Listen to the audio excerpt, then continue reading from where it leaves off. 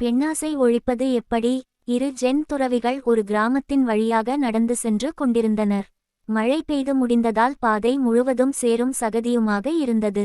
அப்போது ஒரு இளம் பெண் சேற்றை கடக்க முடியாமல் தயங்கி நின்றாள். மூத்த துறவி எந்த சொல்லும் பேசாமல் அந்த பெண்ணை தூக்கிக் கொண்டு சேற்றை கடந்து மறுபுறம் இறக்கிவிட்டார். பின்னர் இருவரும் தங்கள் பயணத்தை தொடர்ந்தனர். பல மணி நேரம் கழித்தும் இளைய துறவி அமைதியாக இல்லை. இறுதியில் அவர் கேட்டார், நாம் பெண்களை தொடக்கூடாது என்று கற்றிருக்கிறோம். ஆனால் நீங்கள் அந்த பெண்ணை ஏன் தூக்கினீர்கள்?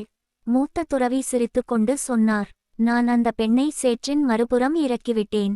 ஆனால் நீ இன்னும் அவளை மனதில் சுமந்து கொண்டே இருக்கிறாயே. இந்த பதிவை லைக் பண்ணுங்க, ஷேர் பண்ணுங்க. நன்றி, வணக்கம்.